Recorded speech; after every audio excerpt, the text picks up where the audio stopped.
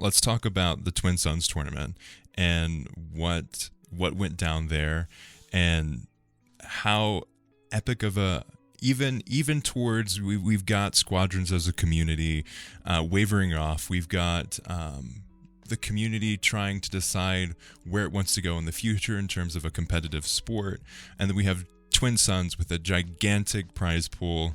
You guys putting on an incredible show. What's going on with Twin Suns, and what did you guys think of the showing there?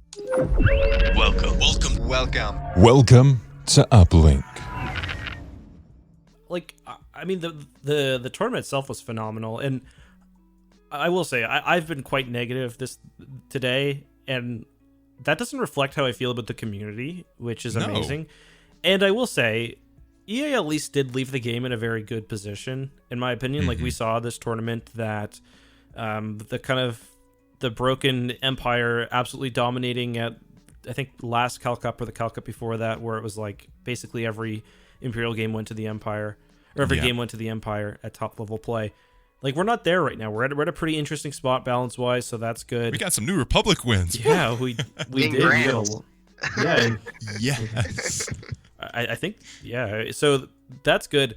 But yeah, the production was great. From a viewership perspective, I was kind of mixed. I mean, it was obviously great numbers, but it was also a tournament that I put a lot of money into and that we put a lot of time into.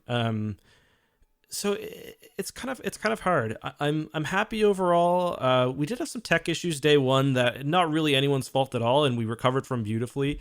But like I do kind of wonder, like, not more so how a tournament 2 months ago could have done, or how a tournament in February could have done. Either way though, like, I'm so happy we put the event together because we had an amazing Cavern Angel story. We had an amazing finals. The production team absolutely knocked it out of the park and blew me away, and that's credit to the other two guys sitting here.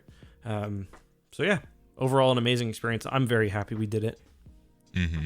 I had an absolute blast casting. Like, it was such a fun time, and I was so hyped. Yeah, I mean, I'll hop in here on this one. So I've had the opportunity to work on, I think, every big Squadrons property or tournament property at this point. I've had the opportunity to work on Cal Cup. I've had the opportunity to work on Op Ace 2 and now Twin Suns.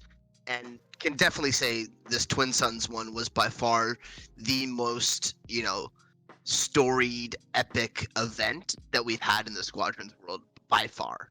Like you said, the storyline with Cavern Angels coming through from the bottom of the bracket, facing off against the mega heavyweights in Splinter Squadron.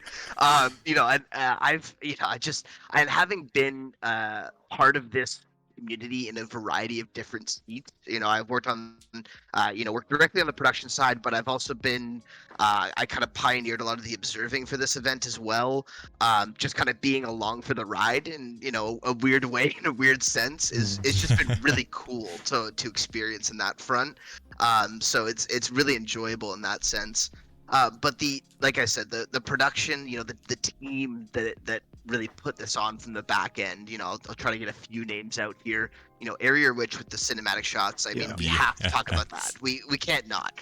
Area Witch, is part of the community, a huge proponent and believer in the Squadrons community, but has really come on board and just elevated the experience that this game can give.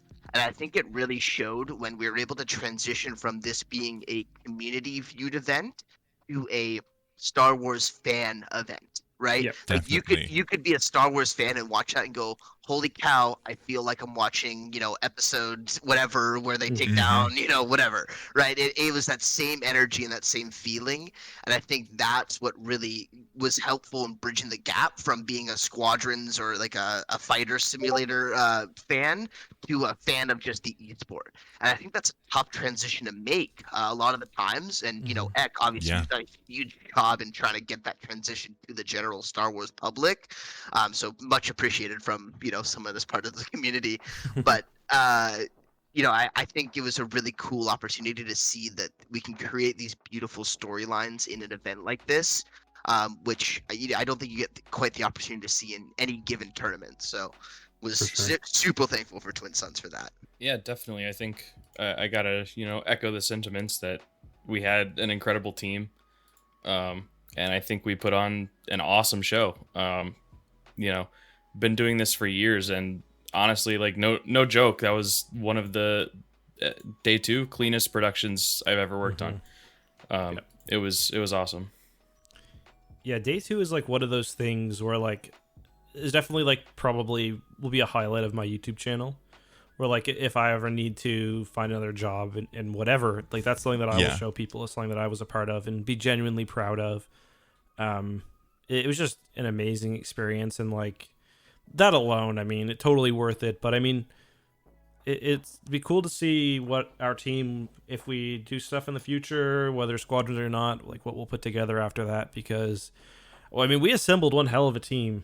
I gotta say, like from every bit of it, like not to toot our own horn, but pretty much every aspect of this tournament was run super well. From the actual tournament ops side, where we had very, very few issues. From the the art side, we had a live replay system for day 2. Yes. and obviously you guys hosting, it's like, again, something that I'm very, very proud of. And like I can show this to my dad. He doesn't understand esports, but he'll be like, okay, like I get why this is cool. I can show him that anime hero shot of Knight taking down the Star Destroyer with Cavern Angels, and like pretty much anybody gets that. And it's so great, not only because of Squadrons being such a cool game, but because the production team nailed it. I love what you guys are saying too, with the opening up the Squadrons community to just general Star Wars fans. I was hopping in the chat a bunch during the tournament, and I loved seeing all of the chat saying, "Oh, I've never seen Squadrons before. This is fun." Yeah. Yeah, that was great to see. And it's I noticed too that it was kind of going the other way, like in the sense that people are watching this that play Squadrons, and they're like, oh man, esports is awesome, like, and they want to get involved in that.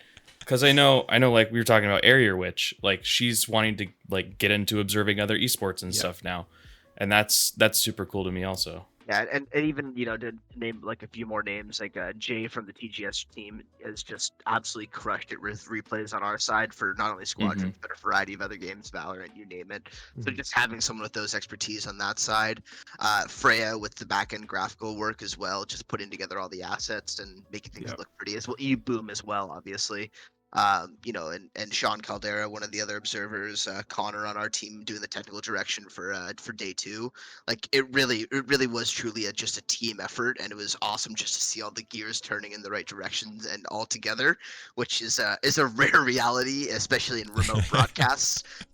Obviously, we're living in the COVID era. We've all had to figure this out, how to do this remotely. And Boom knows, Uplink, Eck, it's not easy. And I think day 1 was the proof of that, that these things are not easy and curveballs come your way all the time. But having a team of experts and a team of passionate people that want to put on a beautiful show really came to fruition on day 2, and I'm just ridiculously proud. Like you said, I sent this to my mom. I was like, this is our work. We did a good job. Yes. Yeah. So we've got time for one more thing, and I love all the discussion on, like, I could geek out about behind the scenes stuff all day, hours upon hours. I love hearing all of this. I love taking part of it.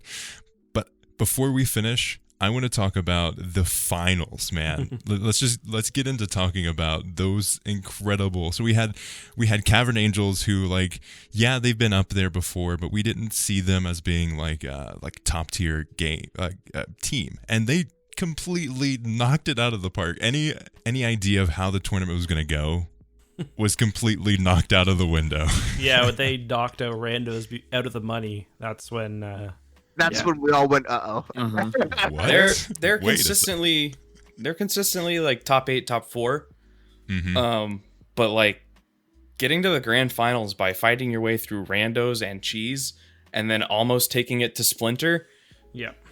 That's nuts. Splinter to 5. Like, it's not just like taking on Splinter, like taking on Splinter to 5 and then having it come down to the last 3 seconds in the coin flip of that final game. That was the moment I knew it was over, unfortunately. But it was also took till on that moment for us to be like, okay, this is gonna go one way or the other.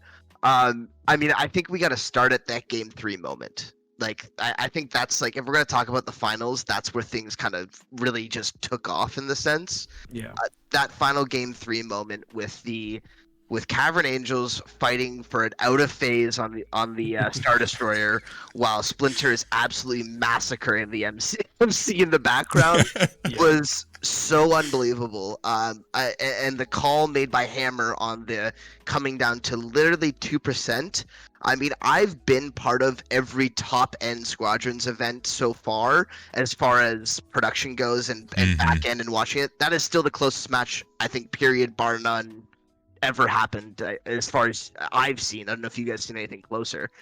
Same here. Maybe Splinter's takedown of randos in the Cal Cup when there was Rebels was pretty close, but this was, I think, probably. I mean, you couldn't have written it better. Like, and you got to give so much credit to Splinter too, because you watch that and you assume, like, with how close it got, that Splinter had the flagship down to 50% no shield, but like they just destroyed it that quickly. Splinter, you know, they added to the drama there, because the flag, by the time Cavern Angels took the flagship down from 21 to 7, Splinter had 100 to 2%ed it. Huge props to Jordon, because we were about to cut off of that, because we're like, all right, you know, Splinter's about to take down the flagship, and he's like, no, stay here.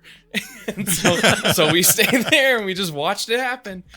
Oh, it was so someone good. should record the production channel. Honestly, I wanted to record the production comms. It was literal mayhem and chaos in that voice channel during that game 3.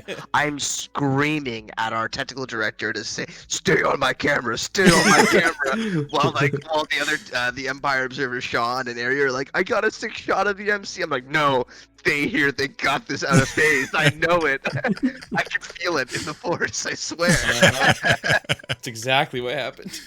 It's funny too, because I was popping into production, like, in and out of the game, but like when that game started and when it was going the way it was, I was like, I'm gonna make sure I don't go into production, I don't check out Scalp stream, because like I want to see this like live. It was so exciting. Same. I had jumped onto your stream to watch it, Eck. I had the other one on the background muted, so we can keep the views going there. You know. For sure.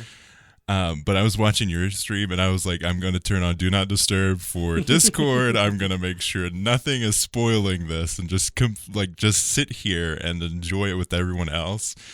I kid you not. I had drunk a bunch of water during the casting, and like I had to go pee so bad. I was sticking there. I couldn't stand. I couldn't sit down. I was standing. I was like, oh my gosh, yes. And like a lot of it's really down to, like, one thing we haven't talked about is the like extreme quality of, like, especially like the top 8 teams or so, but especially like those top 4 teams, like the amount of effort and practice that they put in, like you know, behind the scenes, like if you go into a Splinter stream or a Cavern Angels stream, they're like sitting on maps dumbfiring Goliaths to make sure they have the pattern for every AI pack down. And you know that, like, they know that their opponents are good at certain maps and that they usually run certain loadouts. They've got all these game plans. It's just really incredible, like, how dedicated these top teams are, especially, like, given the size of the competitive community, like, the fact that there is such a, you know, interesting chase for who will be the best, which right now does seem to be Splinter, is really cool. I mean, they're fighting hard, but I mean, you look at there's a couple posts on Reddit, and I think Splinter Squadron, you know, Fenkar obviously is the name that comes to mind when it comes to the level of depth that you can be involved in this game in. But like Nop and the entire Splinter Squadron put out their strategy for why they made the decisions they did, both on map selection, on, you know, the crazy NR call on the finals that we're all trying to figure out what the play was there. You know, and the fact that they're willing to share that strategy and help grow the community, because again, when you pass this information down, it's going to create, you know, better competition, you know, better parity between the teams, and, you know, between the top 4 and top 8 and so on and so on. So I do, you know, mad props to Scalp and his team for sharing some of that knowledge and, you know, sharing the bread there. So big thanks to them, obviously, but the level of depth just blows me away that they get involved in this game. It's wild. Yeah, we were having a watch party like the next day or something, just a bunch of people in the Splinter Discord, and just hearing the conversations that they were having, like Fenkar is just spouting out like exact damage numbers for every auxiliary in the game. I was like, God. oh my god, how do you know all of this stuff off the top of your head? It was blowing my Splinter play mind. is so funny too, because sometimes they'll just be talking, you'll hear one of them say clear comms. Basically it's just like shut the hell up. Like you guys are talking about BS, we gotta get our mind on the game, and that always makes me laugh. The storyline, we said it, like you can't script it even better than what happened, but like the feeling of being torn between rooting for Splinter Squadron, who are incredible figureheads of the community, like some of the best people in the community, period, super supportive, and then you also have Cavern Angels who are like coming up from the underdog, and you're like, oh, but I want to root for them too. Yeah, that was tough. I'm a pretty good friend with Scalp as well, like on a personal level. So it's really hard to root against the guy. He's like, I said it before, but he's like the perfect face for squadrons. He's like, literally, he's like a rookie in like the NHL or something. He's like just this, and I've told him this before, so it sounds like I'm making fun of him, but I'm not. But he's like this baby-faced 20-year-old who's just like a savant at the game. And it's like, it's hard not to like him, and he's got such like a positive stream and stuff. So it's hard to cheer against those guys. But I mean, but Scalp came in cheering for Cavern Angels. Like, I mean, I'm pretty sure I read a message somewhere on the Discord, like even Scalp wanted CA to win to an extent, like, which is the storyline that was going on. But you know, mad props to Scalp, like you said, he's a perfect figurehead for the community, and the way he came on for the interview at the end there, and really just, you know, put it. I mean, the first thing he said was like, props to Cavern Angels. Exactly. The very first thing he led with, you know, classy guy, classy act, and, you know, mad props to him, and, you know, always welcome on a stream if he's going to be that classy. So mad thanks there. Yeah. Oh yeah, absolutely. And like, again, it's my squadron, which is like definitely not top 16. I mean, we've come close a few times, but not that close. But anytime he's like, if you guys want to go against us, if you guys want to play a few games against us, anytime. And that's not just to us because we're friends with Scalp, but like if you talk to Scalp, like he'll play against you, he'll explain, he'll beat you, but he'll then explain to you like why he'll and beat how you he to pulp, beat and you. then like come over here, I'll tell you what you did wrong, but nicely. Yeah, exactly. One thing that is kind of cool though, and that we've seen at every tournament, there's usually one or two secret strategies that one or multiple teams will have. This tournament, I think it was like increased focus on PKing, but it's like we also saw torpedoes come back in a really big way for this tournament, which I thought was cool, because people haven't been chaffing them lately, I guess. So there's always like a few things that kind of, at least I'm not expecting to see. And metas keep out of phase and player kills were the names of the tournament. That double out of phase frigate to cut the offense was brutal. Dude, Squadrons Esports, it's such a blast, and thank you guys all for copping on this podcast. As soon as that episode ended, as soon as the tournament ended, I reached out to these guys and I was like, we need to talk about this on the podcast. Uplink, what I do need to say before we close this out is the highlight of the tournament absolutely had to be you as a Force Ghost in the Vite Ramen Plus video, because oh my god, that was the most hilarious content I think I've ever had to put out on a stream. Big thanks to R1 as well for helping out on that and being the pilot in the cockpit. But just I want to say thank you directly for your Force Ghost appreciation and your ability to throw that together. That was awesome. One of my highlights was the when the spectators died, and I was like, oh crap. Oh yeah, that was hilarious. I brought out my little X-wing toy. Yeah, that was what, like I think that was the semis, maybe? Was that Cavern Cheese? Yes. Yeah, I believe so. Being the one that was sitting in production, it was the craziest thing because I watched all 4 computers just literally duck out of the server and kick back to menu, and I was like, oh, that's solid. And initially I was like, Boom, that's a lobby drop. So Boom went Thank to talk God to it League wasn't. Ops, but Yeah. then lobby was still up. We were able to get back in quickly. It was minimal downtime, but honestly, your X-Wing flying on camera was really impeccable, Uplink. I think, you should really consider doing that full time. I have. I can't play Squadrons worth a darn, but I can fly around a fake toy ship. Yeah, thank you guys so much. This has been an absolute blast. Links to all of these guys' stuff, it will be in the description. Go check them out. And stay tuned for future tournaments. Hopefully, we'll see something in the works soon. And either way, keep an eye on the Twin Suns brand, because I think we've got some other ideas. Squadrons are not like this isn't the last you've seen of us. Our team's just too good. Exactly. Fun. I mean, True that. yeah.